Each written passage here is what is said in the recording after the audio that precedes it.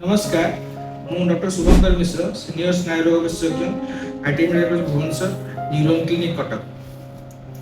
ଆଜିକା ପରିପ୍ରେକ୍ଷୀରେ ମୁଁ ଗୋଟେ ବହୁତ ଇମ୍ପୋର୍ଟାଣ୍ଟ ରୋଗ ବିଷୟରେ କହିବାକୁ ଚାହୁଁଛି ଯୋଉଟା ପିଲାମାନଙ୍କର ଆଜିକାଲି ଆମେ ରେଗୁଲାରଲି ଦେଖୁଛୁ ତାର ହେଉଛି ଅଟିଜିମ୍। 10 ବର୍ଷ ପୂର୍ବରୁ ଅଟିଜିମ୍ର ଇନ୍ସିଡେନ୍ସ ବହୁତ କମ୍ ଥିଲା। ଗୋଟେ ଆଉଟଡୋରରେ ଆମେ ପ୍ରାୟ କାଁ ଭାଁ ଦେଖୁ ଅଟିଜିମ୍ ଦେଖୁ, ବଟ୍ ଏବେ ଏଭ୍ରି 4ଟା କି 5ଟା ପିଲା ମଧ୍ୟରୁ ଗୋଟେ କି 2ଟା ପିଲାଙ୍କୁ ଅଟିଜିମ୍ ପାଉଛୁ।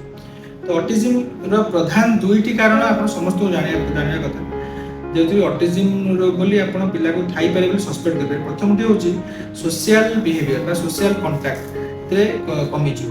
ପିଲାଟି ଆପଣ ଆଖିକୁ ଅନେଇ କଥା ହେବ ନାହିଁ, ଗୋଟେ କଥା କହିଲେ ରେସ୍ପଣ୍ଡ କରିବ ନାହିଁ, ଗୋଟେ କିଛି ଫ୍ରେଣ୍ଡ ସର୍କଲ ବା ପିଲାମାନଙ୍କ ସାଙ୍ଗମାନେ ତାଙ୍କ ସହ ଖେଳିବ ନାହିଁ, କିମ୍ବା କୌଣସି ଗୋଟେ ସୋସିଆଲ ବିହେଭିଅରରେ ଗୋଟେ ସୋସିଆଲ ଗେଦରିଂରେ ରହିବ ନାହିଁ, ଏକା ରହିବ, ଏଲୋନ୍ ରହିବ, ଏଲୋଫ୍ ରହିବ, ଅନ୍ୟମାନଙ୍କ ସହ ମିଶିବ ନାହିଁ।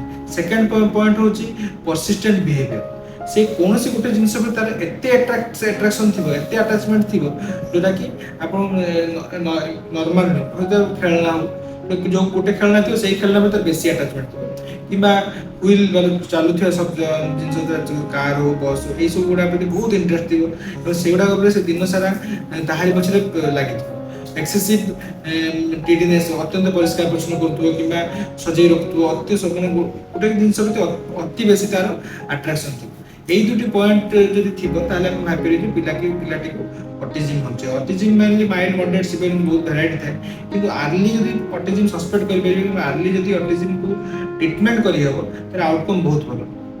ବହୁତ ସମୟରେ ପିଲାମାନଙ୍କୁ ସବୁ ଷ୍ଟିଗମାଟାଇଜ୍ କରନ୍ତି, ବହୁତ ଲୋକ ପାଗଳା ଛୁଆ ଭାବନ୍ତି, ବହୁତ ସ୍କୁଲରେ ମଧ୍ୟ ନିଜ ସାଙ୍ଗମାନେ ଷ୍ଟିଗମାଟାଇଜ୍ କରନ୍ତି, ବଟ୍ ଏଇଟା ପାଗଳା ପିଲା ନୁହେଁ। ଏବଂ ବ୍ରେନ୍ର ୱାରିଂ ବା ବ୍ରେନ୍ର ନ୍ୟୁରାଲ ପ୍ଲାଷ୍ଟିସିଟି ଡିଫରେନ୍ସିଏସନ୍ ଥାଏ ଏବଂ ବ୍ରେନ୍ର ବିହେଭିଅର ଟିକେ ଡିଫରେଣ୍ଟ ଥାଏ।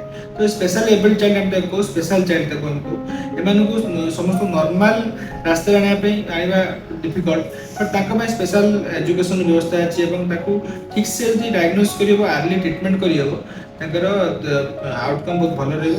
ତେଣୁ ଯଦି କୌଣସି ପିଲା ଅଟିଜିମ୍ ଅଛି ବା ଏମିତି ଆପଣ ଫିଲ୍ କରୁଛନ୍ତି ସୋସିଆଲ ବିହେଭିଅର ଖରାପ ହେଉଛି କିମ୍ବା ଆଇ କଣ୍ଟାକ୍ଟ କରୁନି, ରେସ୍ପଣ୍ଡ ଠିକ୍ସେ କରୁନାହିଁ, କିମ୍ବା ଅତ୍ୟନ୍ତ ଗୋଟେ ଜିନିଷ ବହୁତ ଆଟାଚମେଣ୍ଟ ରହୁଛି ଏବଂ କଥା କୁହା ଲେଟ୍ ହେଉଛି, କଥା ଠିକ୍ସେ କହୁନି, ଠିକ୍ସେ ଫୋନେସନ୍ ଭୋକାବୁଲାରୀ ତାର ଆସୁନାହିଁ, ଦେନ୍ ହାଇ ଚାନ୍ସରେ ତାର ଅଟିଜିମ୍ ଅଛି। ଆପଣ ନ୍ୟୁରୋଲୋଜିଷ୍ଟକୁ ମିଟ୍ କରି ତାକୁ ଡାୟଗ୍ନୋସ୍ କରନ୍ତୁ, ଆର୍ଲି ଟ୍ରିଟମେଣ୍ଟ କରନ୍ତୁ, ଯାହାଫଳରେ ଆଉଟକମ୍ ବହୁତ ଭଲ। Thank you.